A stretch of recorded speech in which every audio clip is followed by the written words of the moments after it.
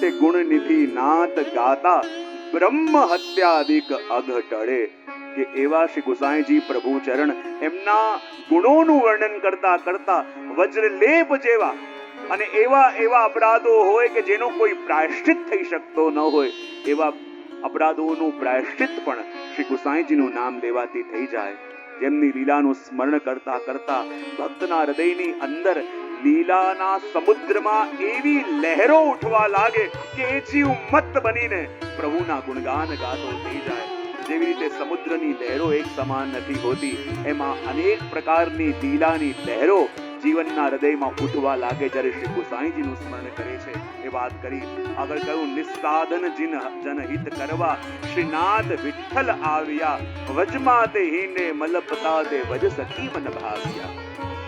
કે ભાઈ જીવોની ઉપર કૃપા કરવા માટે એક જ સ્વરૂપ ભિન્ન થઈને શ્રીનાથજી અને શ્રી ગુસાઈજી રૂપે ભૂતલમાં પ્રગટ્યા અને પોતાની લીલાઓ દ્વારા એમને પોતપોતાના જે લીલા પરિકરના જીવો છે એમને શરણે લીધા. અને કહે, કમલ નેણે ને અમૃત વેણે વાક્ય માધુરી રેડતા, વેદ ધ્વનિ મિષ્ટ હસ્ત ચરણે શોભે સૌને તેડતા. અને કહેવાય જે જીવો શ્રી ગુસાઈજીની પાસે આવે ને તો જુઓ, આની અંદર શ્રી ગુસાઈજીના સ્વરૂપમાં ખેંચાવા વાળા જીવો ત્રણ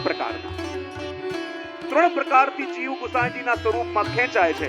અને ત્રણેય પ્રકારથી ખબર પડી જાય કે જીવનો અધિકાર કયો છે. કયા ત્રણ પ્રકાર? અહીંયા કહ્યું, કમલ નયને, કેટલાક જીવો એવા કે જેના ઉપર શ્રી ગુસાઈજીની દ્રષ્ટિ માત્ર પડી અને દ્રષ્ટિ પડવા માત્રથી માનો અંતરના બધા દ્વાર ખુલી ગયા અને અંદર છુપાયેલું એનું મૂળ સ્વરૂપ પ્રગટી ગયું અને શ્રી ગુસાઈજીના સ્વરૂપમાં ખેંચાયા. બીજા જીવો કયા? અમૃત વેણે. કેટલાક જીવો એવા હતા કે સામે આવીને બેઠા અને શ્રી ગુસાઈજીની વાણી એવી સ્વરૂપાત્મક અને એવી ફલાત્મક છે કે જ્યારે કર્ણ દ્વારા ભીતર ગઈ અને ભીતર જતાની સાથે એવો પરિવર્તન લાવ્યું કે એનું આખું જીવન બદલાયું. તો એક નેત્રના દ્રષ્ટિ દ્વારા, બીજું અમૃત બેન અને કયું ત્રીજું કમલ નેણે ને અમૃત વેણે માક્ય માધુરી રેડતા, વેદ ધ્વનિ મિશ્ર હસ્ત ચરણે. અને કેટલાક લોકો કેવી રીતે ખેંચાયા? જ્યારે વેદ મંત્રોનો ઉચ્ચાર સંધ્યા વંદન કરતા કરતા શ્રી ગુસાઈજી કરે છે અને ઉદાત અનુદાત સ્વરિત પ્રમાણે જેવી રીતે પોતાના શ્રી હસ્તનું હલનચલન કરે છે, તો એ હસ્તના દર્શન કરી, એ શ્રી ગુસાઈજીના હસ્તના હલનચલનના દર્શન કરીને કેટલાક જીવો ખેંચાય. એ કયા જીવો હશે? આ પણ એક પૂરી પ્રક્રિયા છે જાણવાની. નેત્ર દ્વારા ખેંચાયા એ જીવ કયા? વાણી દ્વારા ખેંચાયા એ જીવ કયા? અને શ્રી ગુસાઈજીના જે વેદ ઉચ્ચારના, વેદ પાઠના જે હસ્તના હલનચલન છે એને જોઈને જે જીવ ખેંચાયા એ કયા? એટલે જ્યારે શ્રી ગુસાઈજી કૃપા કરશે અને ગોપાલદાસજીની વાણી જે 7 દિવસ ગાય છે એ હૃદયમાં ફલિત થશે તો એના અર્થો આપોઆપ હૃદયમાં પ્રગટ થવા લાગશે. ભાંતિ ભાંતિ લીલા કરે પ્રભુ સાથે સ્વરૂપ સોહામણા. હવે જુઓ, શ્રી ગુસાઈજી પ્રભુ ચરણનો નિજ ગ્રહ, એમાં સાતે લાલજી, સાતે સ્વરૂપો બિરાજે છે. અને સાંજના સમયમાં તમે એ હવેલીમાં દર્શન કરવા જાઓ ત્યારે શ્રી ગુસાઈજીના ઘરમાં કેવો માહોલ હોય ને. આજે પણ તમે જ્યારે જે હવેલીમાં વલ્લભકુલ બિરાજતા હો તમે જાઓ, આજે પણ તમને એવો માહોલ દેખાય. એવો માહોલ આજથી 500 વર્ષ પહેલા શ્રી ગોપાલદાસજી અનુભવ કરે છે. ભાંતિ ભાંતિ લીલા કરે પ્રભુ સાથે સ્વરૂપ સુહામણા, એક એકની અધિક શોભા વજ સખી રે ભામણા. સાથે સ્વરૂપો બિરાજે છે અને આખો પરિવાર દોડી દોડીને સ્વરૂપોની સેવામાં એમને લાલ લડાવવા માટે રત છે. અને કેવું લાગી રહ્યું છે, કેવો માહોલ છે. રંગે તે રમતા રસ ભર્યા પ્રભુ ઘોષમાં લીલા કરે, અધિક અધિક પ્રતાપ પૂર્ણ યશ દશો દિશા વિસ્તરે. અને સાથે સ્વરૂપો, સાથે લાલજીઓ, ગુસાઈજી અને બધો પરિવાર એવી રીતે ભાગી ભાગીને પ્રભુની ટહેલ કરે છે. અને હવે વિચાર કરે છે કે જુઓ, આચાર્ય બાળકો જ્યાં બિરાજે છે અને ઉપર જનાના છે કે જ્યાં વહુજી બેટી જો બિરાજે છે ત્યાં શું માહોલ છે. જુઓ, ગોપાલદાસજી ક્યાં સુધી વર્ણન કરે છે કે જુઓ તો ખરા, અંતઃપુર લીલા કરે પ્રભુ સકલ જન સંતોષવા, જાતે તે મત માતંગ છૂટ્યા નુપુર ને નિર્દોષતા. કહેવાય કે આખો પરિવાર પ્રભુની સેવામાં એવો રત છે કે જ્યાં ઠાકોરજીના કોઈ સમયની ખબર આવે અને રાહ ન જુએ, પ્રભુને ક્યાંક શ્રમ ન પડે, પ્રભુને અવેર ન થઈ જાય, જ્યાં ખબર આવે અને દોડી દોડીને બધા સેવામાં પહોંચી રહ્યા છે અને એને કારણે દોડી દોડીને સેવા કરે, સદા નુપુરના અવાજ, શંખણીનો અવાજો એ ત્યાં ગૂંજી રહ્યા છે, કારણ કે દોડી દોડીને બધા સેવા કરી રહ્યા છે.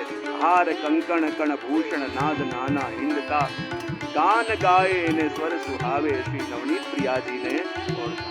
અને નવનીત પ્રિયાજીની ટહેલમાં આખો પરિવાર એવી રીતે દોડી દોડીને ટહેલ કરી રહ્યો છે, દોડી દોડીને સુખ આપી રહ્યો છે. અને જુઓ, શ્રી ગુસાઈજીના ઘરમાં સંધ્યા સમયમાં શું માહોલ હોય એનું વર્ણન હવે કરે છે. તમે પણ જ્યાં જ્યાં વલ્લભપુરની હવેલીમાં જાઓ, તમને આજે પણ એવા દર્શન ક્યાંક થશે. સંધ્યા સમય શૃંગાર નૌતન ફૂલ ગૂંથે સૌ મળી, સદન શોભા નિરખતા તે લક્ષ્મી મન પામ્યા મળી.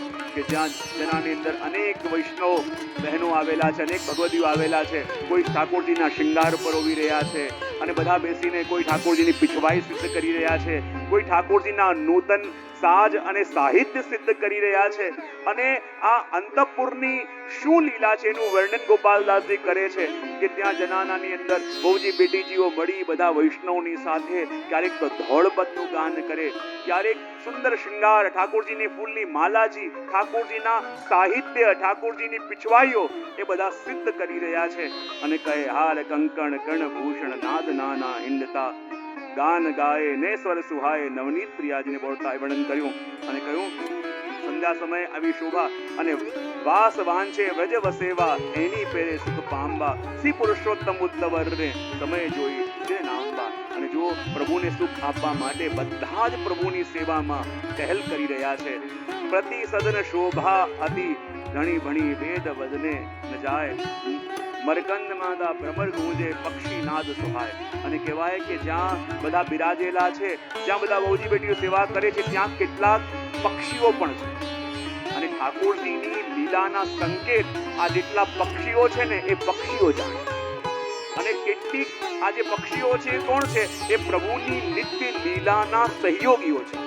અને વલ્લભાખ્યાનમાં ગોપાલદાસજી વર્ણન કરે છે કે જુઓ કે પ્રતિ સદન શોભા અતિ ધણી ભણી વેદ વદને ન જાય, મકરંદ માતા ભ્રમર ગુંજે અને પક્ષી નાદ સોહાય. ત્યાં જ્યારે ઠાકોરજીનો સમય આવે ત્યારે આ પક્ષીઓ કંઈક કંઈક અવાજ કરે છે. એ અવાજ આપણે તો સમજી શકતા નથી, પણ એ પ્રભુની લીલાના સંકેત કરે છે. કારણ કે ઉપર જેટલા પણ પક્ષીઓ રાખેલા છે ને એ બધા પ્રભુના લીલાના સહયોગીઓ છે. એ વાત કરી અને આગળ કહ્યું કે લીલાને અનુસાર કલરવ, દૂજતા દ્વિજ શોભતા, સ્વસ્વભાવ ત્યાગી ધ્યાન રાગી, તોયક ભાવે લોભતા. જેટલા પક્ષીઓ છે ને એ પ્રભુના લીલાના સહયોગીઓ છે.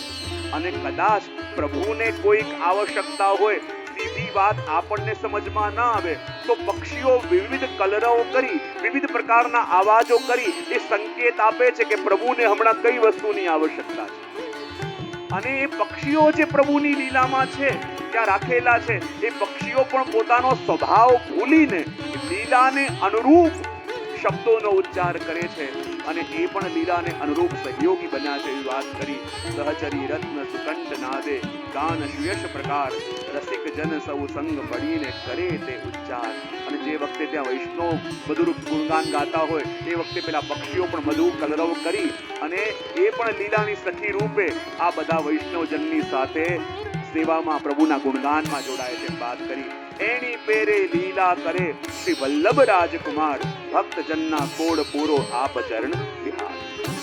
અને એવી રીતે શ્રી ગુસાઈજી પ્રભુ ચરણ લીલા કરે છે. અને ગોપાલદાસજી કહે છે કે અમારા પણ મનના મનોરથ પૂરા કરો અને આપના ચરણોમાં સ્થાન આપો.